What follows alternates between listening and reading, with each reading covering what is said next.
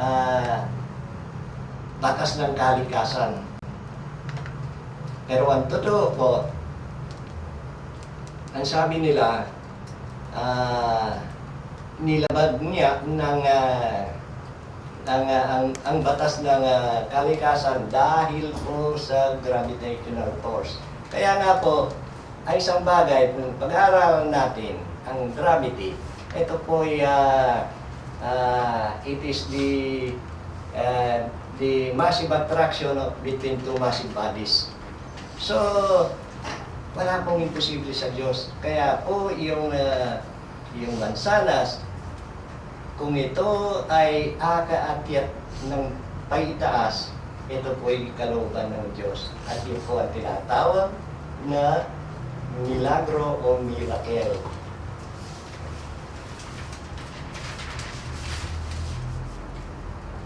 Sa ministeryo ng ating Panginoong Jesus, dito sa lupa, 2,000 na po ang nakakaraan, siya po ay gumagamit ng 2 pamamaraan para makaakit po ng mga taong makikinig sa Kanya, sasama sa Kanya.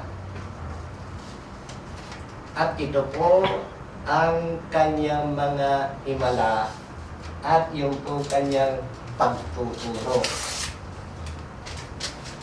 Pero hindi po lahat ng sumasama sa Kanya ay gustong makakita ng himala. Dagat ay tumatalima sa Kanya. Nung pinagaling niya isang lalaking pipibingi na inalihan ng demonyo, sinabi ng lahat, ito kaya ang... So, dahil po sa kanila, sa mga nasasaksihan nilang himala na ginawa ng ating Panginoong Jesus, doon po lumalakas, umiinit at lumalago sa pananampalataya ang lahat ng nakakasaksi sa kanyang mga himala.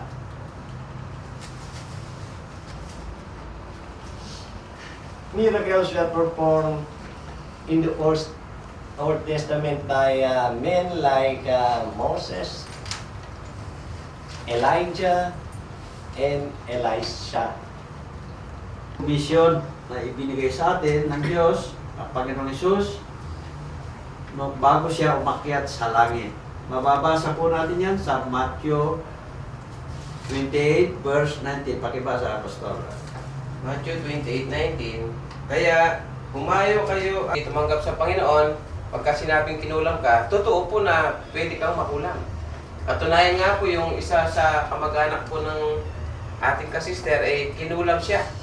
Hanggang sa ngayon, pag nandun po siya sa bahay nila, siya po ay kinukulam sa oras na dumarating yung isa daw po sa may asawa doon po doon sa lugar nila sa dito po sa bandang Dao. Yung po sa ospital, wala naman po siyang sakit. Wala silang makita sa kanya. Ang ano lamang po, meron daw po talagang kulang. Lumitaw daw po na meron pong may nagkukulang po doon sa isang puno. Amen. Totoo po, talagang meron pong kulang. Pero tayo mga anak ng Diyos, meron tayong kapangyarihan dyan na hindi po tayo pwedeng kulamin dahil mas malakas po ang Espiritong nasa atin. Kung mga anak ng Diyos, ay hindi po tayo dapat matakot. Bagkus tayo po ay patuloy na magpapalais ng mga demonyo sa mga taong kinukulam, sa mga may sakit. Tanungan, babasahin ko po yung tanong. Tanong ko po sana kung may kaligtasan si Judas Iscariote sa pagkalulong niya sa ating Panginoong Hesus. Si Apostol Pedro, 3 beses niyang itinatwa pero naligtas siya. Si Judas po ba ay may kaligtasan? From Sister ng Temple of Christ. Alam po ninyo, sa unang tanong, si Judas po ba ay may kaligtasan? Si Judas po ay walang kaligtasan sapagkat sinuway niya ang ika-6 na kautusan ng Diyos. Siya po ay nagpakamatay. So, ang sino man kumuha na po ay kasalanan at ito po ay walang kaligtasan.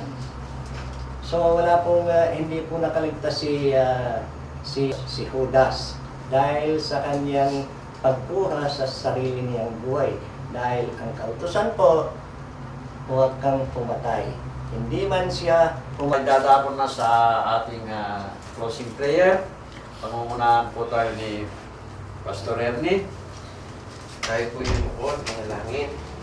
Dakilang Diyos, pinupuri ka namin at dinadakila sa gabing ito. Tunay nga, Panginoon, na kayo po ang siyang nanguna sa istasyon ng radio ng GBM 792 na kung saan ay pinapahayag ang iyong salita ng katotohanan. Tinataas po namin, Panginoon, si Jesse na mag-exam po siya ng LET exam this coming April. Tunay nga, Panginoon, kayo po ang makapangyarihan Diyos na kung ano pong kalooban niya po sa kanya, kung siya po ay makapasa, ikaw po siya pumilo sa kanya, maging daan po ito upang lalo po siyang maniwala sa kanya at magtiwala. Ganoon, Panginoon, si Jesseline na mag-graduate, dalangin po namin na siya po ay makagraduate at ang kalooban mo po siyang magyari po sa kanya.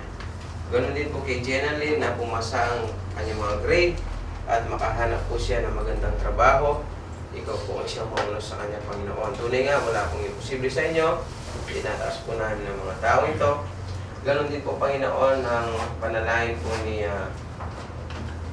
si Manuel Matsagmit, ang kanyang si Aurea Sagmit na may sakit sa kidney. Dalangin po namin, Panginoon, na si Aurea na may sakit sa kidney. Tunay nga, Panginoon, kayo po ang dakilang manggagamot na wala pong imposible sa inyo.